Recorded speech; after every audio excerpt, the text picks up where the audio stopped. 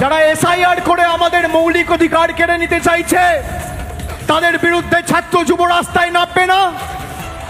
আগে আমরা কি দেখতাম যে ভারতবর্ষ জুড়ে সাধারণ মানুষ নিজের ভোটাধিকার প্রয়োগ করে পছন্দের সরকার নির্বাচিত করত বা বাঁচত। আর আজকে কি দেখছি, বর্তমান কেন্দ্রের সরকার নিজেদের সরকারের স্থায়িত্ব বাড়াতে আর নিজেদের সরকারের স্বার্থ রক্ষা করতে ভারতবর্ষ জুড়ে ভোটার বেছে নিচ্ছে। আগে মানুষ সরকার বাঁচত, আর আজ সরকার মানুষ অর্থাৎ ভোটার বাঁচছে। আমি আপনাদের অনুরোধ করব, এসআইআর এর বিরুদ্ধে আমাদের লড়াই চলবে। যদি একটা বাংলার মানুষের মৌলিক বা ভোটাধিকার বিজেপির সরকার কাটতে চায়, তাহলে 10 লক্ষ লোক নিয়ে দিল্লির রাজপথ তৃণমূল কংগ্রেস ঘেরাও করে কত ধানে কত চাল আছে প্রমাণ করবে। আজকে টিএমসিপি ছাত্র সমাজের মঞ্চ থেকে সরাসরি ছাত্র সমাজকে মাঠে নামার নির্দেশ দিলেন অভিষেক বাবু। বলছেন যে এসআইআর নিয়ে নামবেন না, এসআইআর নিয়ে লড়াই করবেন না। এসআইআর পশ্চিমবঙ্গের মৌলিক অধিকার নাকি কেড়ে নিচ্ছে, সে ব্যাপারে ছাত্র সমাজকে মাঠে নামাবে। ছাত্র সমাজকে মাঠে নামার জন্য নির্দেশ দিচ্ছেন, উস্কানি দিচ্ছেন অভিষেক বাবু। এসআইআর লাগু হলে তার অসুবিধাটা কোথায়? তার ভয় লেগেছে ওই যে ডায়মন্ড হারবারে জেতা 7 লক্ষ ভোটে কানে দুলদুল যুবা তৃণমূল, নামটা অভিষেক বন্দ্যোপাধ্যায়। এসআইআর লাগু হলে এই পশ্চিমবঙ্গ থেকে 1,25,00,000 ভোটার বাদ যাবে। এসআইআর মানে কি ভোটার লিস্ট থেকে নাম বাদ দেওয়া, না স্বচ্ছ ভোটার লিস্ট তৈরি করা? এই পশ্চিমবঙ্গে ভোটার লিস্ট থেকে মৃত ব্যক্তির নাম বাদ যাবে না, বাংলাদেশি মুসলমানদের নাম বাদ যাবে না, ডবল এন্ট্রি তাদের নাম বাদ যাবে না, রোহিঙ্গা ভোটার লিস্ট থেকে তাদের নাম বাদ যাবে না। এই সকল বাদ গেলেই টিএমসি একেবারে হ্রাস করে পড়ে যাবে, চতুর্থবারের ক্ষমতায় আসতে পারবে না। তার জন্যই তো এসআইআর নিয়ে বারবার বিরোধিতা করছে।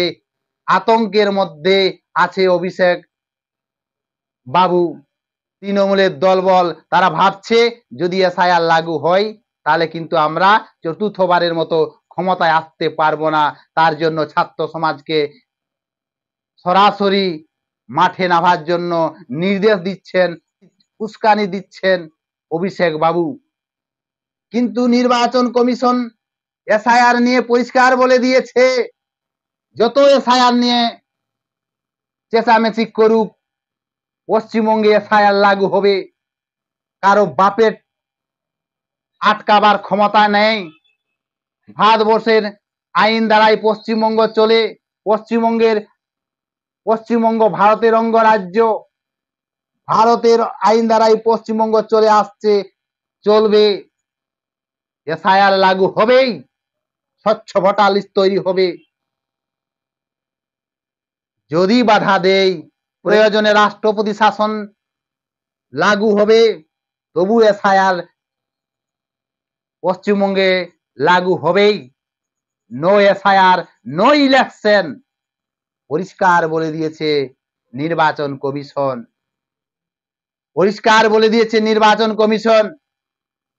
পশ্চিমবঙ্গে ভোটার লিস্টে কারচুপি আছে, এখানে মৃত ব্যক্তির নাম আছে, বাংলাদেশির নাম আছে, ডবল এন্ট্রি আছে, রোহিঙ্গাদের নাম আছে, তাদের নাম বাদ যাবে। তবেই পশ্চিমবঙ্গে ভোটার লিস্ট তৈরি হবে, তবে পশ্চিমবঙ্গে ভোট হবে। নো এসআইআর নো ইলেকশন, নির্বাচন পরিষ্কার বলে দিয়েছে। যত চেঁচাচেঁচি করুক, পশ্চিমবঙ্গ কারো বাপের জমিদারি নয়। ভারতের আইন দ্বারাই পশ্চিমবঙ্গ চলছে, চলবে। এদিকে আজকে পিসিমণি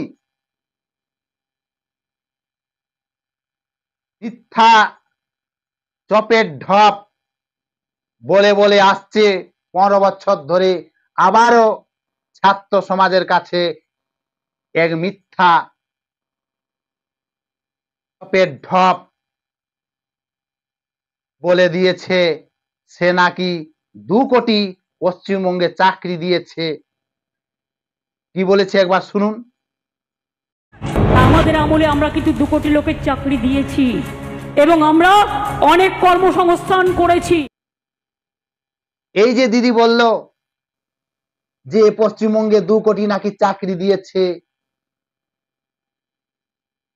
26-এ বিধানসভা ভোট, তার জন্য এই ঢপ, পশ্চিমবঙ্গে মানুষকে ঢপ দিচ্ছে, ঢপের চপ খাওয়াচ্ছে, আর ভোট নিচ্ছে, আর ক্ষমতায় থাকছে, গদি বাঁচাচ্ছে। কারা 2 কোটি চাকরি পেয়েছে? কমেন্টের মাধ্যমে বলবেন তো বন্ধুরা, কারা কারা 2 কোটি চাকরি পেয়েছে। এদিকে 26,000 ছেলে মেয়ে রাস্তায় বসে কান্নাকাটি করছে। 26,000 ছেলে মেয়ের ভবিষ্যৎ নষ্ট করেছে এই রাজ্য সরকার, যেখানে মহামান্য সুপ্রিম কোর্ট বলে দিয়েছে যে যোগ্য অযোগ্য বাছাই করে আমাকে 7 দিনের মধ্যে দেন। তাতেও 22,000 ছেলে মেয়ের সংসার গড়ে তুলবে। কিছু ছেলে যাবে যারা সাদা খাতায় জমা দিয়ে চাকরি পেয়েছে, টাকা দিয়ে চাকরি পেয়েছে, তাদের যাবে তো যাবে, কিছু জনের তো বাঁচবে, কিন্তু যোগ্য অযোগ্য বাছাই করবে না এ রাজ্য সরকার। 2 কোটি যেখানে চাকরি দেবার ক্ষমতা আছে, সেখানে যোগ্য অযোগ্য বাছাই করার আপনার ক্ষমতা নেই। কিন্তু এ রাজ্য সরকার তা করবে না, ওই ঢপের চপ দিয়ে আসছে। কিন্তু এই ঢপের চপ ছাত্র সমাজের কাছে বলার কি আছে? মিথ্যা কথা বলার কি আছে?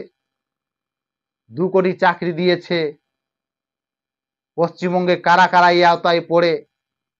আবারও দিদি বলেছে যে দীঘায় এক জগন্নাথ মন্দির করে দিয়েছি, এবারও দীঘায় এক দুর্গা অঙ্গন বানাবে। কি বলেছে একবার শুনুন। মানুষ, অসহায় মানুষ, অবহেলিত মানুষ, যাদের কথা কেউ বলার নেই, তাদের জন্য আমরা আছি এবং চিরকাল থাকব। তাই জেনে রাখবেন, আমি আবার আপনাদের বলি, বাংলা যা পারে অন্যরা কেউ পারে না। স্কিল বাংলা 1 কেন জানেন? 41 লক্ষ ছেলে মেয়েদের আমরা স্কিলে ট্রেনিং দিয়েছি, তার মধ্যে 10 লক্ষের উপর চাকরিও হয়ে গেছে, প্রায় জব ফেয়ার হয় এবং তারা ট্রেনিংও নেয়। রিয়েল এস্টেটেই এই বছরে 2 বছরে প্রায় 45,000 কোটি টাকা বিনিয়োগ হয়েছে। পর্যটন দেশের মধ্যে সেরা। জগন্নাথ ধাম দেখেছেন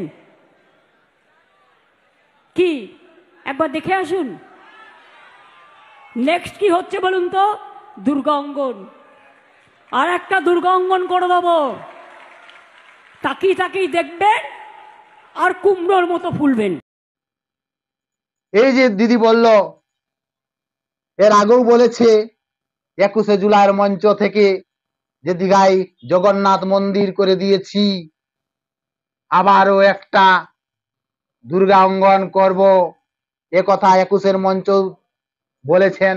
আর এবারও ছাত্র সমাজের মঞ্চ থেকে বললেন দিদি যে দীঘায় জগন্নাথ মন্দির করে দিয়েছি, একটা দুর্গা অঙ্গনও বানাবো। দীঘায় জগন্নাথ মন্দির জন্য কোটি কোটি টাকা নয় করেছে সরকারি কোষাগারের টাকা। আবারও নেক্সট করবে দীঘায় দুর্গা অঙ্গন, সেখানেও আবার কোটি কোটি টাকাকে নয় করবে। টাকা কি কালীঘাটে ছাপাচ্ছে? সব আমার আপনার ট্যাক্সের টাকা। কেন হবে সেখানে? আমার আপনার ট্যাক্সের টাকায় জগন্নাথ মন্দির হবে, দুর্গা অঙ্গন হবে। মানে 2026-এ হিন্দু ভোটকে টানার জন্য দিদির এটা নয়া ব্যবস্থা। কি করে হিন্দু ভোটটাকে টেনে রাখি, নাহলে তো হিন্দু ভোট দেবে না। এদিকে বাঙালি বাঙালি চিৎকার করে বেড়াচ্ছে, কিন্তু বাংলার মানুষ আপনাকে জবাবটা দেবে। ঢপের কথা, ঢপের চপ খেয়ে খেয়ে বাংলার মানুষকে ভোটটা নিচ্ছেন, ক্ষমতায় টিকে আছেন, তার জবাবটা পশ্চিমবঙ্গের মানুষ 2026-এ দেবে।